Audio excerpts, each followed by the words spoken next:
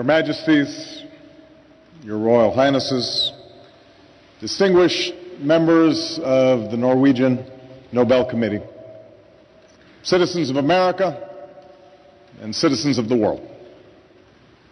I receive this honor with deep gratitude and great humility. It's an award that speaks to our highest aspirations, that for all the cruelty and hardship of our world, we are not mere prisoners of fate. Our actions matter and can bend history in the direction of justice.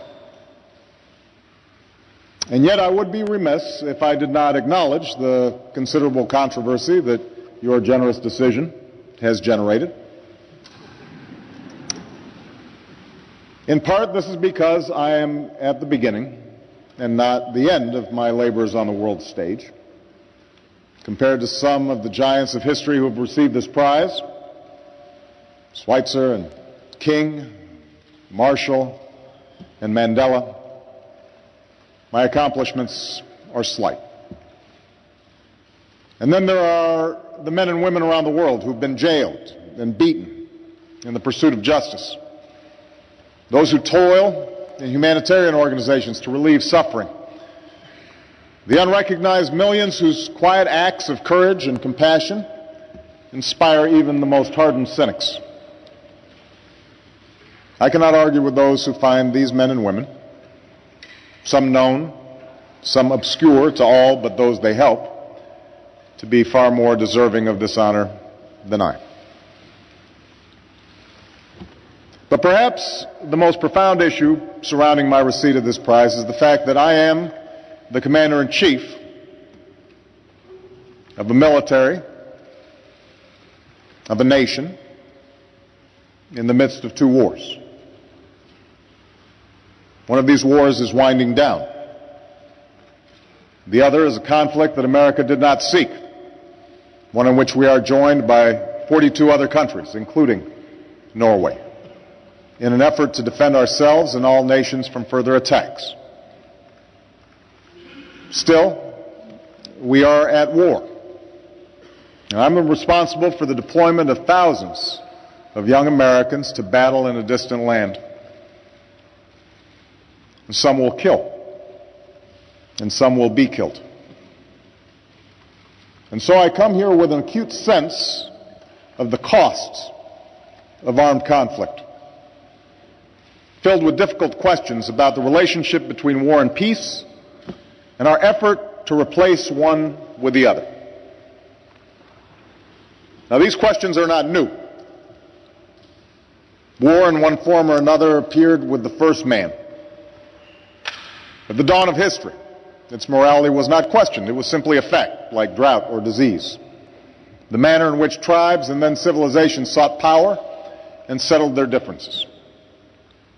And over time, as codes of law sought to control violence within groups, so did philosophers and clerics and statesmen seek to regulate the destructive power of war. The concept of a just war emerged, suggesting that war is justified only when certain conditions were met. If it is waged as a last resort or in self-defense, if the force used is proportional, and if, whenever possible, civilians are spared from violence. Of course, we know that for most of history, this concept of just war was rarely observed. The capacity of human beings to think up new ways to kill one another proved inexhaustible, as did our capacity to exempt from mercy those who look different or pray to a different God. Wars between armies gave way to wars between nations, total wars, in which the distinction between combatant and civilian became blurred.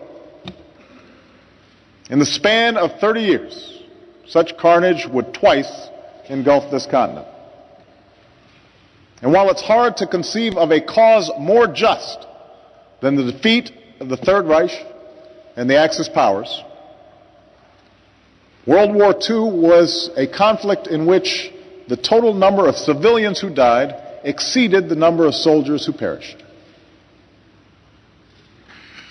In the wake of such destruction, and with the advent of the nuclear age, it became clear to victor and vanquished alike that the world needed institutions to prevent another world war.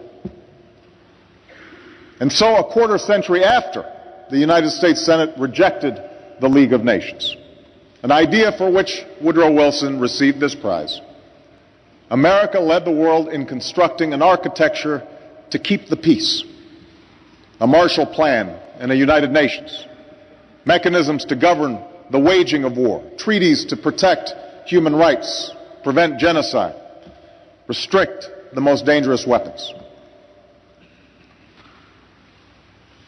In many ways, these efforts succeeded. Yes, terrible wars have been fought and atrocities committed, but there has been no Third World War. The Cold War ended with jubilant crowds dismantling a wall. Commerce has stitched much of the world together. Billions have been lifted from poverty. The ideals of liberty and self-determination, equality and the rule of law have haltingly advanced. We are the heirs of the fortitude and foresight of generations past. And it is a legacy for which my own country is rightfully proud.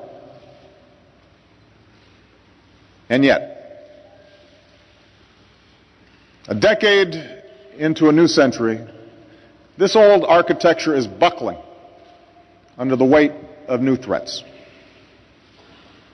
The world may no longer shudder at the prospect of war between two nuclear superpowers, but proliferation may increase the risk of catastrophe.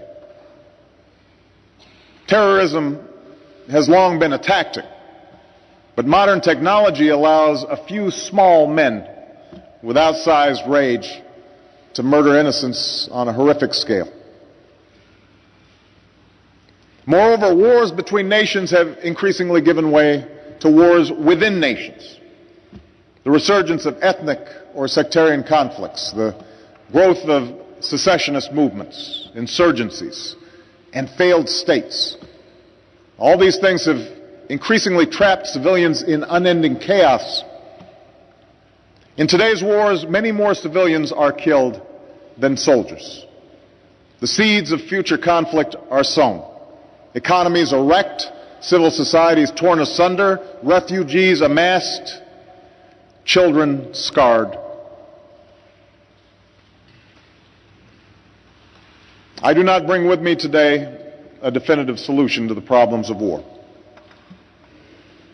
What I do know is that meeting these challenges will require the same vision, hard work, and persistence of those men and women who acted so boldly decades ago. And it will require us to think in new ways about the notions of just war and the imperatives of a just peace. We must begin by acknowledging a hard truth. We will not eradicate violent conflict in our lifetimes. There will be times when nations, acting individually or in concert, will find the use of force not only necessary, but morally justified. I make this statement mindful of what Martin Luther King Jr. said in this same ceremony years ago. Violence never brings permanent peace. It solves no social problem. It merely creates new and more complicated ones. As someone who stands here as a direct consequence of Dr. King's life work, I am living testimony to the moral force of nonviolence. I know there's nothing weak, nothing passive, nothing naive in the creed and lives of Gandhi and King.